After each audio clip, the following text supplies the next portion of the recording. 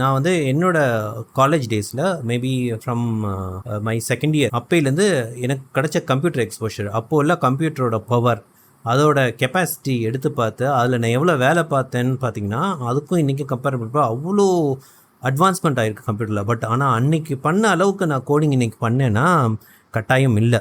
அதுக்கு பல ரீசன்ஸ் இருக்கலாம். பட் என்ன சொல்ல வரேங்கிறதுனா, நீங்கள் என்ன கியர் வச்சுருக்கீங்க முக்கியம் இல்லை. உங்களுக்கு 2 மானிட்டர் வச்சுருக்கீங்களா, 3 மானிட்டர் வச்சுருக்கீங்களா, உங்களுக்கு என்ன ப்ராசர் வச்சுருக்கீங்கிறது விஷயம் இல்லை. பட் அந்த ரிசோர்ஸை எப்படி எஃபெக்டிவாக யூஸ் பண்ணீங்கிறது தான் உங்களோட அச்சீவ்மெண்ட்டு. அதாவது இன்றைக்கி ரொம்ப மறக்க முடியாத நாள். ஏன்னா இன்றைக்கி தான் நாங்கள் வந்து நானே சீனியர் சரத்துங்கிறவர் சேர்ந்து ஒரு கம்ப்யூட்டர் வாங்கினோம். அந்த கம்ப்யூட்டர் ஸ்பெக்கு சொல்கிறேன். அது ஒரு மோனோக்ரோம் மானிட்டர். மோனோக்ரோம் மானிட்டர்னால் நிறைய பேருக்கு இப்போ தெரியாது, அதனால சொல்கிறேன். அது ஒரு black and white monitor. Okay, CRT monitor மண்ட மாதிரி இருக்கும் வச்சுங்களேன்.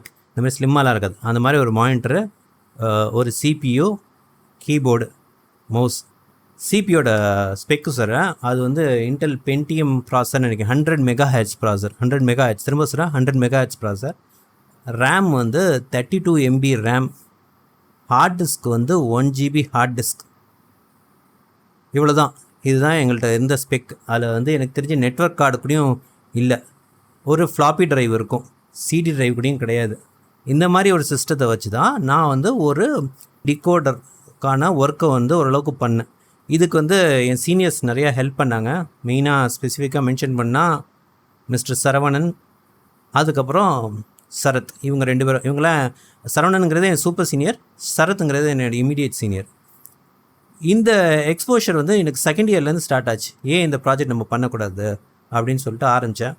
நிறைய விஷயங்கள் எனக்கு அப்போ புரியல. ஏன்னா நான் வந்து ஒரு சரவணன்ட்டு கேட்டேன், சார் இதில் நம்ம என்ன புதுசாக பண்ணுறோம், டிகோடரில் நம்ம ஏற்கனவே பண்ணது தானே திரும்ப பண்ணுறோம், இதில் ஒன்று புதுசாக பண்ணேன். அப்போ அது ரொம்ப தப்பான கேள்வி. பட் அவர் ரொம்ப சாஃப்டாக சொன்னார், நீ இருக்கிறத ஃபஸ்ட்டு செஞ்சுப்பார், அப்புறம் தான் உனக்கு அது அடுத்து ஏதாவது புதுசாக பண்ணுறதுக்கு உனக்கு நிறைய ஐடியா கிடைக்கும் அப்படின்னு சொன்னார். எனக்கு புரியல. ஏன்னா எல்லா பசங்களும் வேறு என்னென்னமோ ப்ராஜெக்ட் பண்ணால் நம்ம மட்டும் என்ன இருக்கிறதே திரும்ப பண்ணுறோம் அப்படிங்கிற ஒரு தாட் ப்ராசஸில் தான் இதை நான் கேட்டேன். இதில் ஒரு விஷுவல் ஸ்டூடியோ வச்சு தான் VC++ல் தான் நாங்கள் வந்து சி கோடை எழுதி இவ்வளோ லைன், கிட்டத்தட்ட 3000 4000 லைன் ஆஃப் கோடு எழுதிருப்பேன் வச்சுங்களேன். நான் என்ன தான் நீங்கள் பாயிண்டர்ஸு இது சியில் பாயிண்டர்ஸ்லாம் படித்தாவும் அந்த ஒரு ப்ராஜெக்ட்டுன்னு ஒன்று பண்ணுறப்ப தான் இந்த பாயிண்டர் எங்கே யூஸ் ஆகுது, இந்த பஃபர்னு என்ன, அந்த பஃபர் எப்படி மெயின்டைன் பண்ணுறாங்க, பஃபர் ஓவர்ஃப்ளோனா என்ன, மெமரி ஓவர்ஃப்ளோனா, ஒரு கோடை வந்து 10 லைன் எழுதுறதுக்கும் அதை ஒரு லூப்பாக எழுதுறதுக்கும், அந்த லூப்புக்கு பதில் வெறும் லூப்பே சில டைம் இன்எஃபிஷியண்டாக இருக்கும், அதை எப்படி எழுதணும், அப்புறம் அந்த கோடை வந்து எப்படி மெயின்டைன் பண்ணணும், எப்படி வந்து அந்த ஃபைலில் ஹெட்டர் வேணும், ஃபுட்டர் வேணும், ஒவ்வொரு ஃபங்க்ஷனுக்கும் ஃபங்க்ஷன் ஹெட்டர் வேணும், அப்புறம் அந்த கோடை எப்படி வந்து வெர்ஷன் கண்ட்ரோல் பண்ணணும், யார் இதை வெர்ஷன் கண்ட்ரோல் பண்ணணும், ஒரு சேஞ்ச் பண்ணுறதுக்கு முன்னாடி இருக்கிறத கமெண்ட் பண்ணிட்டு மேலே எழுதணும். ஏன்னா அடுத்த ஒருத்தர் வந்து பார்க்குறப்ப அந்த கோடு வந்து அவங்களுக்கு புரியணும், என்ன சேஞ்ச் பண்ணியிருக்குன்னு. அப்புறம் எப்படி ஒரு சிம்பிளாக யோசிக்கிறது ஒரு கான்செப்டை. நிறைய விஷயத்த வந்து நம்ம அறிவாளித்தனத்தை எழுதிட்டு போய்டும். ஆனால் அந்த கோடை நாளைக்கு மெயின்டைன் பண்ணுறவங்களுக்கே புரியாது, அது என்ன கோடு, அதில் என்ன எழுதி வச்சுருக்காங்கன்னே தெரியாது. இதுக்காக நாங்கள் அலைஞ்சது. ஒரு வீக்கெண்டு நாங்கள் வேறு ஊருக்கு ட்ராவல் பண்ணி அங்கே சீனியரோட இன்புட் வாங்கிட்டு திரும்ப வந்து பண்ணுவோம். கிட்டத்தட்ட செகண்ட் இயர்லேருந்து ஃபைனல் இயர் வரைக்கும் அலைஞ்சி தான் அந்த ப்ராஜெக்ட் முடித்தோம். முடித்த பிறகு தான் தெரிஞ்சிச்சு நம்ம எந்த அளவுக்கு குவாலிட்டியாக ஒரு இண்டஸ்ட்ரி ஸ்டாண்டர்டில் ஒரு ப்ராஜெக்ட் பண்ணியிருக்கோம், இதில் எவ்வளோ கற்றுக்கிட்டோங்கிறது. நிறைய பேர் ப்ராஜெக்ட் வாங்கி வச்சுருந்தாங்க. பட் அவங்க மார்க் வாங்கிட்டாங்க, என்னோட பெட்டராக மார்க்லாம் வாங்கியிருக்காங்க. பட் கற்றுக்கிட்டோம், அண்டர்ஸ்டாண்டிங் ஆஃப் தி இண்டஸ்ட்ரிங்கிறப்ப அதுதான் எனக்கு பெரிய அச்சீவ்மெண்ட்டாக இருக்குது. இன்றைக்கே அந்த கம்ப்யூட்டர் பார்க்குறப்ப ரொம்ப ஆச்சரியமாக இருக்கும். எப்படா இவ்வளோ சின்ன கம்ப்யூட்டரில் நம்ம இவ்வளோ வேலை பார்த்துருக்கோம். ஆனால் இன்றைக்கி நம்மள்ட்ட இருக்கிறது வந்து ஒரு பெரிய ப்ராசரு, பெரிய கிராஃபிக் கார்டு, பெரிய மெமரி எல்லாமே இருக்குது. சொல்லப்போனால் இன்றைக்கி உள்ள மொபைல்ஸே அப்போ உள்ள பிசியெல்லாம் விட அவ்வளோ பவர்ஃபுல்லாக இருக்குது. பட் எஃபெக்டிவாக ஒர்க் பண்ணோமா, அதை வச்சு என்ன அச்சீவ் பண்ணோன்னு பார்த்தீங்கன்னா கேள்விக்குறியாக தான் இருக்குது, அந்தளவுக்கு அவங்க பண்ணோமா இல்லைன்னு. பட் ஆனால் இதில் இன்னும் நீங்கள் புரிஞ்சுக்கணும், நீங்கள் வந்து சர்வீசஸ் கம்பெனி, அட்லீஸ்ட் சர்வீசஸ் கம்பெனியில் சில மெயின்டெனன்ஸ் ப்ராஜெக்ட்லாம் பண்ணிங்கன்னா நீங்கள் எதிர்பார்க்குற அளவுக்கு பெரிய கோட் சேஞ்சஸ்லாம் இருக்காது. 3000-4000 கோட்லாம் எழுத மாட்டீங்க, ஒரு சின்ன மாடியூல் தான் டெவலப் பண்ணிங்க.